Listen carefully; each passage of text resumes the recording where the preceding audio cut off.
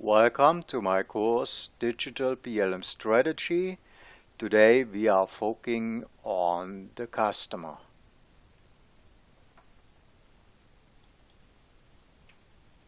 Before we start, I have to remind you that I am not taking any liability for content, for links, and that all what I state here is based on my own property.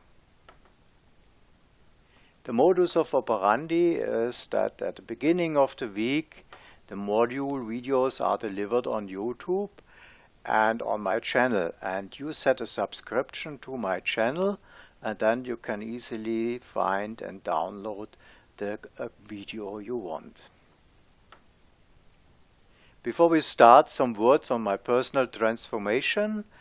I have been studying electronics, electrotechnic, and business administration in Berlin, and then I worked 12 years at the Grundig in Nuremberg and IBM in Munich before I then switched to self-employment in my own company. Today I'm running my own company and I'm working on my digital masterpiece, which is Digital PLM and strategy for that. So you see, I have a lot of theoretical experience in the world of PLM and practical exercise, and we will bring this to a final masterpiece which I call Digital PLM.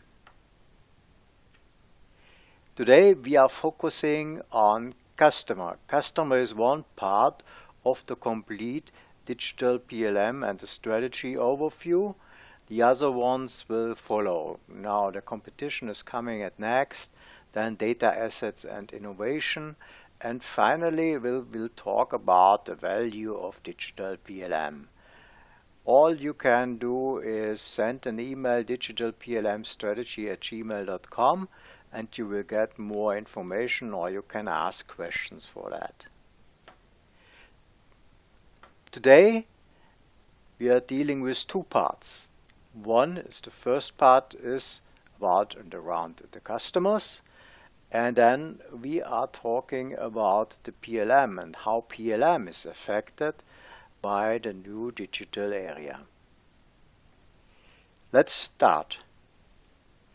Where to find customers? Now this is the most important thing we have, and the thing is we can find it in the internet because we can scale up. We have a lot of people in the world, around 7.5 billion we can reach theoretically, and if you look, for example, on LinkedIn, you have 500 million potential customers. Now the social media tools and the internet are our most valuable network to find customers. If we think about 1 promille of customers we are getting, then if you have, for example, 1,000 potential customers, and you will become one real customer. But the important thing is, since LinkedIn has 500 million entries, you can reach about 500 million people. And from 500 million people, 1 promille is 500,000.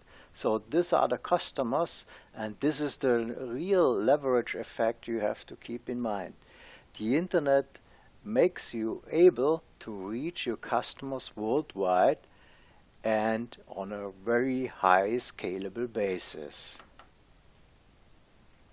Who are our customers? Now, who are our customers is mostly done by analytics.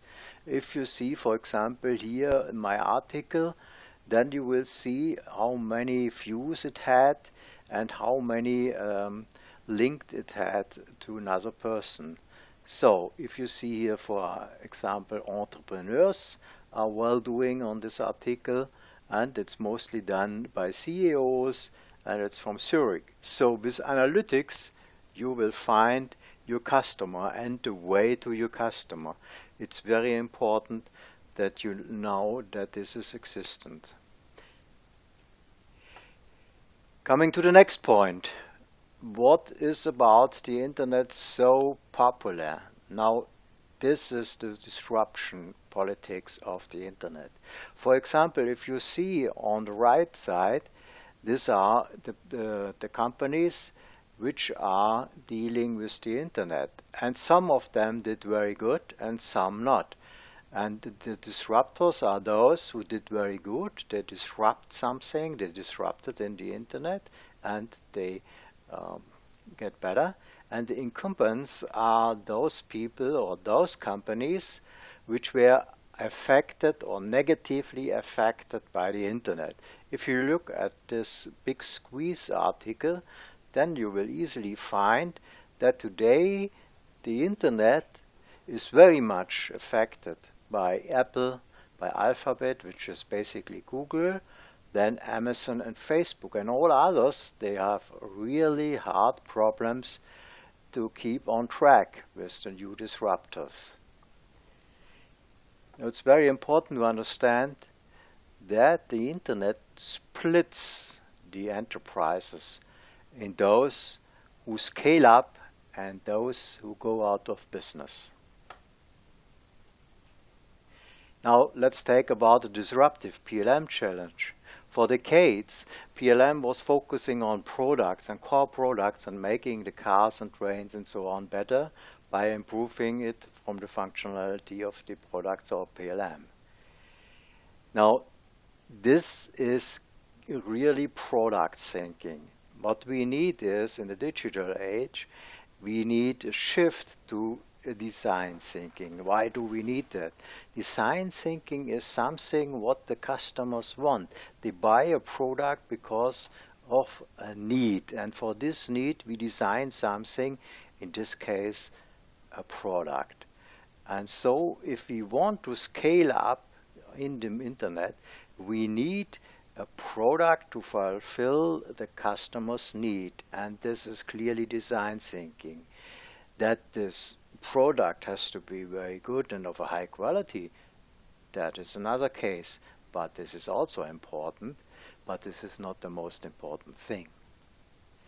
So if we look at the disruptive PLM challenge, then we have in mind the product development of the past, which analog PLM I call it.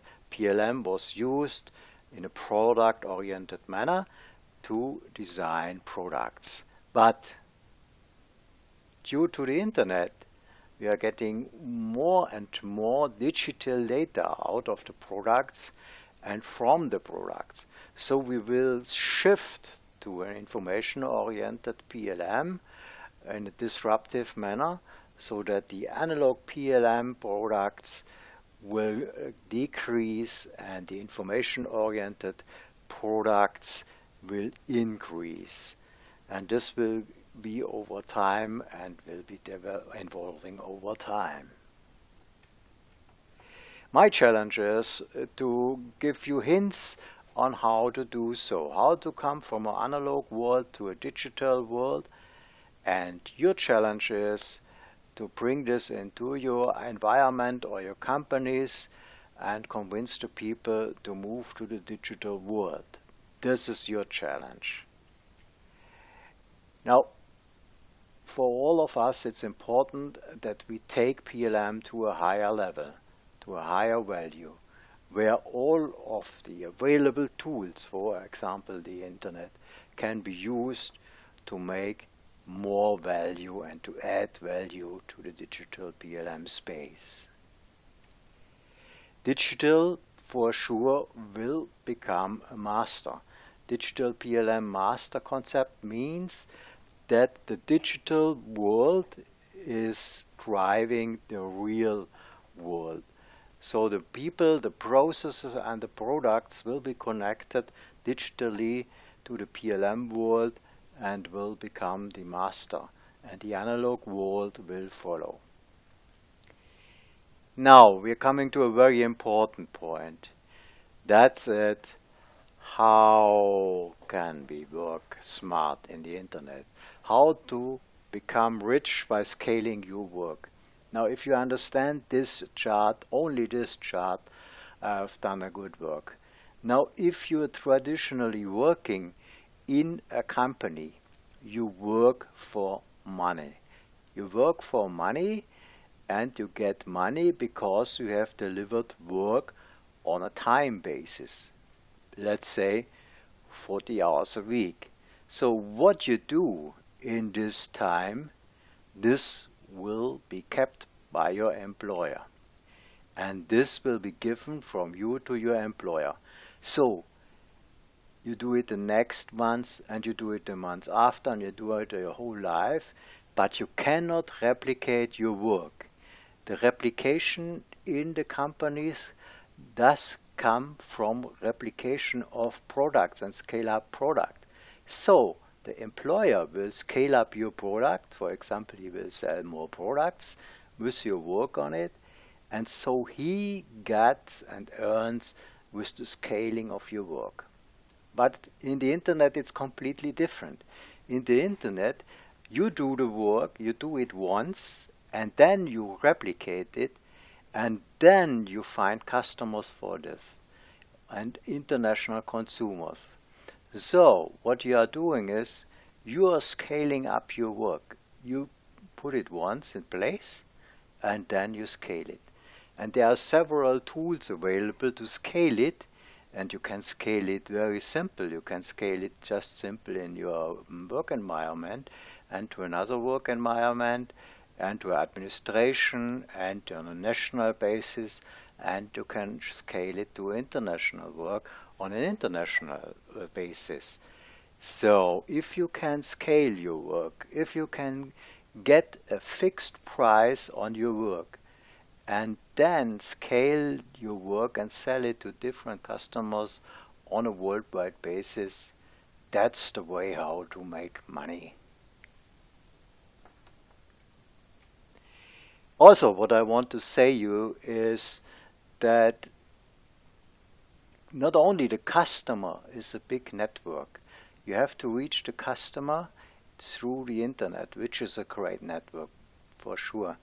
But also your domain, for in this case, for instance, Digital PLM, is more based on a network. You're connecting to other people with this topic of product lifecycle management through different various sources like social media or like digital enterprises or like real physical meetings or exhibitions or whatever.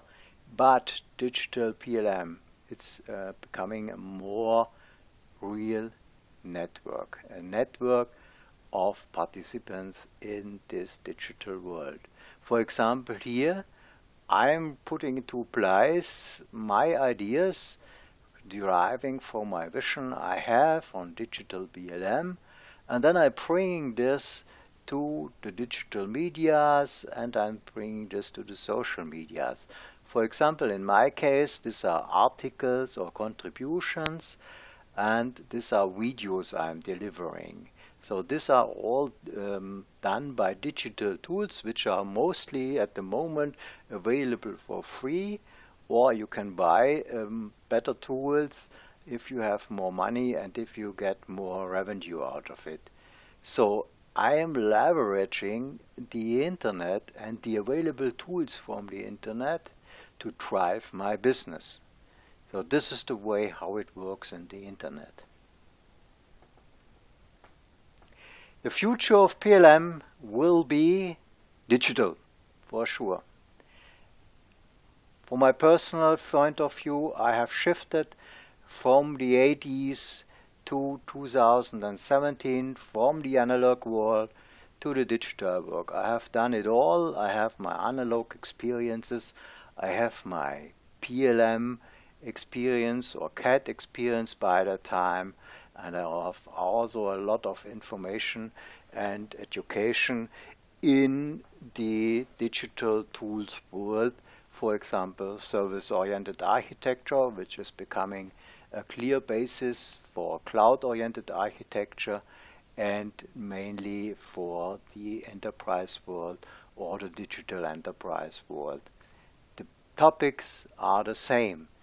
The tools are changing, but the way you are architecting the digital enterprise world or digital PLM is the same. And in this course, you will learn how to do so, and you will learn how you can do so to architect a completely new digital PLM.